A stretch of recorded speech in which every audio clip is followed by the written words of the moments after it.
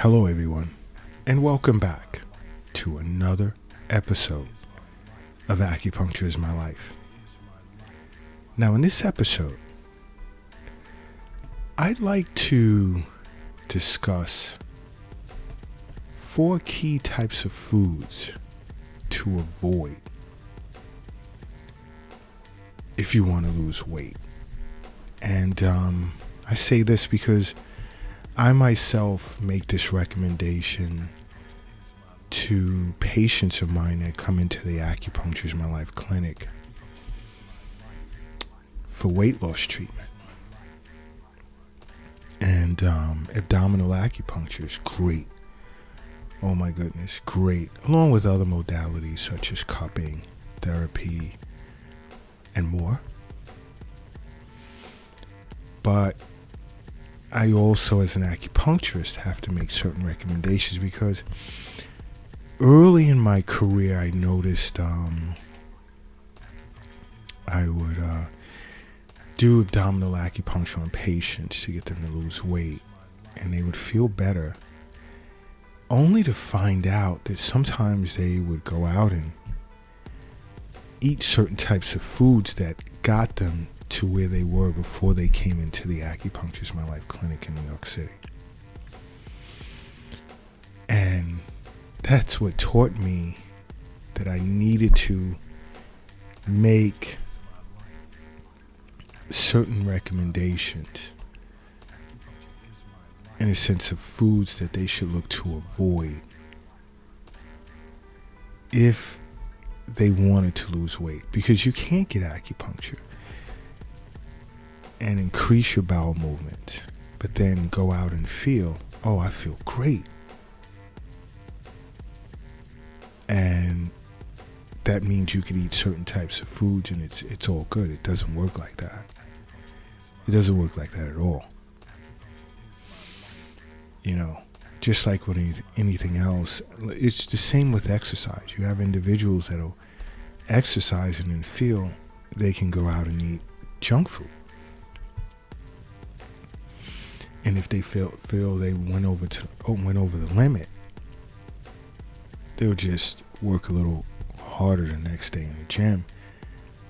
You may be able to get away with that, let's say when you're 18, 20, 21, you know. But at a certain age, that's just not going to work. It just isn't. And when you make up your mind that you want to lose weight, there's certain rules that you have to live by. The 2 main rules is 1, see an acupuncturist. 2, be careful what you put in your mouth, because you are what you eat. And I explain to many of my weight loss patients, there's certain foods you have to stop eating. They thank me for it because, you know, their intent was to leave and resume eating those foods because they're under my care, so they should be all right. That's not the case. But one main food you really want to look to avoid is white bread. Now, I know we love our sandwiches and we love our toast in the morning and so forth and so on. But you have to understand that white bread it's like a processed carbohydrate. It's not, I mean, you'll go in the opposite direction of losing weight eating white bread. 1, it doesn't help you stay full, so you're going to consume more calories over a period of time. And this is because white bread is stripped of fiber that you need to make you feel satisfied after eating it. If you're going to eat some type of bread,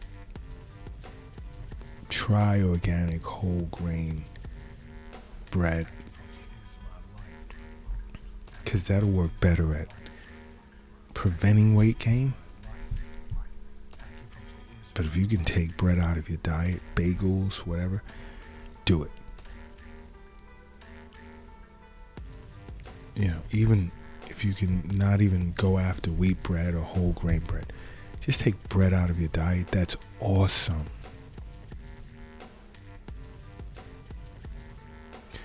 Another would be, as many would already know, is fried foods. You really want to limit any type of food that has been fried in oil as much as possible. For the most part, fried foods tend to be high in calories.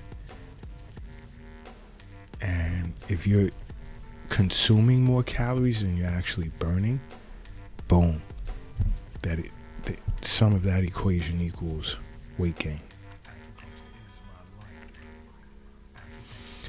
Because eating fried foods is associated with developing obesity. So you really want to be very, very careful. And seeing an acupuncturist on a regular basis for regular wellness visits, and I'm not talking about every day, not necessarily every week, it can be once a month, once every other week, once every season. That's between both yourself and your acupuncturist. But making acupuncture a part of your life is very important, along with seeing your physician on an annual basis. This is very, very important. Because health is wealth. The wealth is not in the bank. It's not in the safe. It's not under your mattress. It's not in your pocket. It's not in your purse. It's not in the shoebox in the closet. It's not under the doghouse in the backyard. The wealth is in you. And as more and more people who listen to Acupuncture's My Life podcast realize that the better they're making out in life with regard to their health.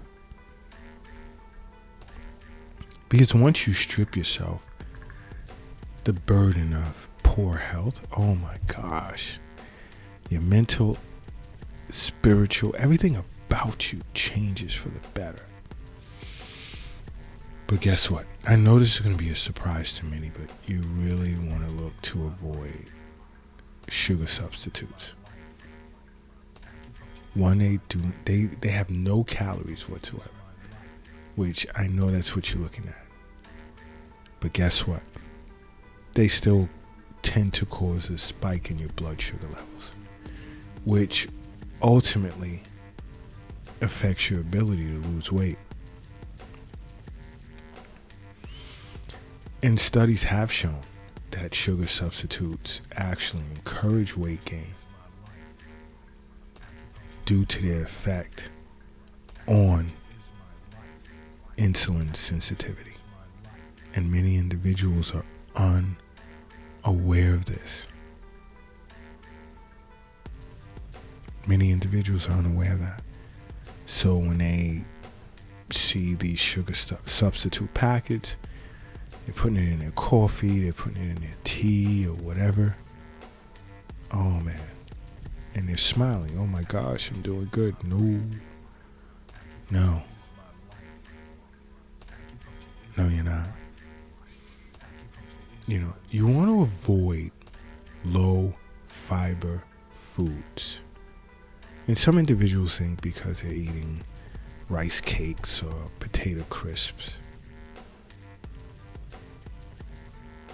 or some type of non-whole grain based item, they're doing good. But this contributes to weight gain in many ways. You see, you want to look more into soluble fibers because it slows down gastric emptying, okay? And which gives you this feeling of feeling satiated or full for a longer period of time. And you wouldn't be looking to reach to grab it, eating something so quick. And you'll find that you have the ability to make it from one meal to the next without necessarily desiring a snack or something to pick on.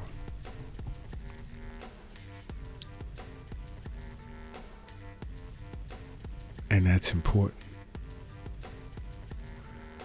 Another is you want to look at resistant starch, because this type of fiber, it tends to resist digestion as it travels along your gut. And then once it reaches your large intestine, it tends to get fermented by the beneficial bacteria that exists in that area. And during this fermentation process, it'll release byproducts that'll improve the body's insulin response,